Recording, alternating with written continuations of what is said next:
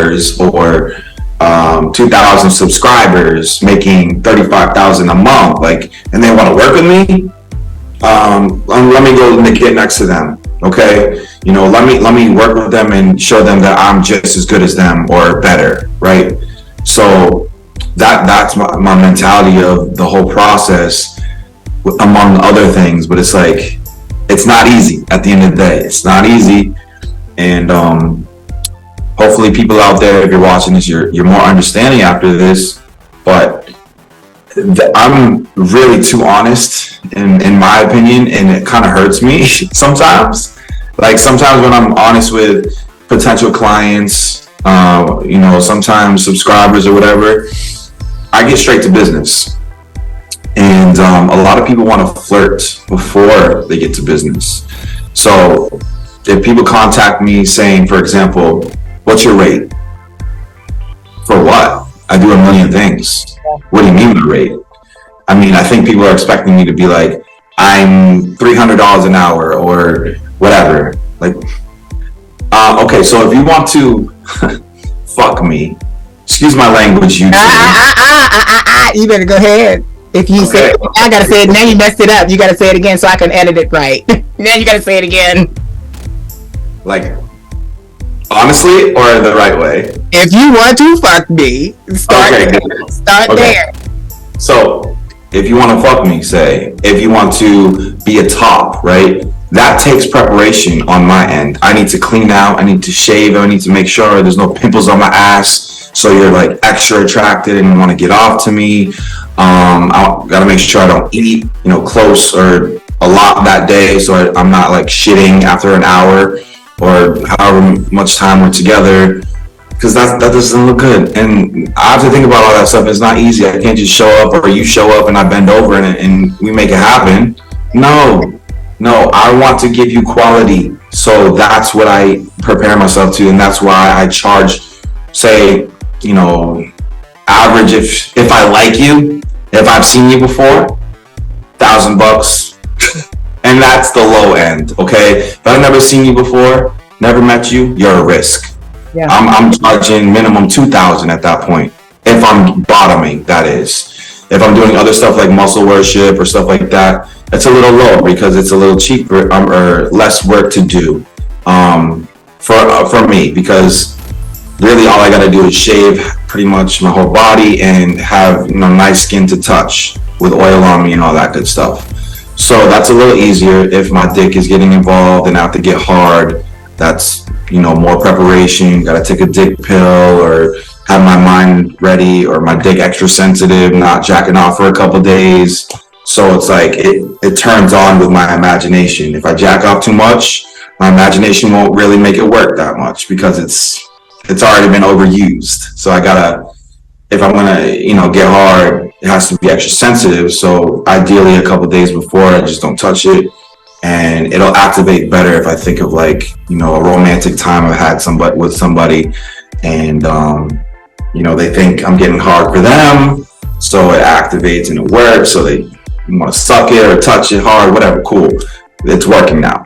So I gotta think of all these things, and it's just there's different prices for different things. For that reason, everything has a different preparation for it. And if I have to travel to you, that's going to be more money, obviously, because you have to pay for the travel. I'm not paying for the travel. I'm sorry. Exactly. Right. And sometimes people are drivable, but that's still gas money. If you're flying me, obviously I would love first class, but people want to be cheap. But as long as I have like an aisle or window seat, okay, and the round trip is paid for, I'll accept it. But if you're, out of country, a different country, that's even more money. Like, you gotta put these things into consideration. It's more money, it's more risk. More risk is more money. So that's the way I think about it. And some people don't get that, and that's frustrating, but I have to break it down for them. And if they can't afford it, they can't afford it, or if the way I come off, they don't like, because like I said, I get to business first. Like, okay, what are you looking for? And through texts, I come off as aggressive. from a sensitive gay man or any gay man, they think I'm too aggressive, which has been the experience or what I've noticed. And to me, I'm not aggressive. I'm not trying to be anyways. I just, I'm not about the flirting thing at first. I know that they're interested in meeting me, so I want to get it out the way. What do you want to do? You want to do this? Okay, you want to fuck me? Okay, it's going to be this much for this amount of time. And if you can do it, great. Send me a deposit. Show me you're serious. The deposit is usually $100 to $200, depending on the full price. And that will show me you're serious, and it will be a part of the full price. And after that, I move forward with making sure they can confirm it. I follow up and make it happen. But sometimes it's really hard for people to do. So I don't do business with those people.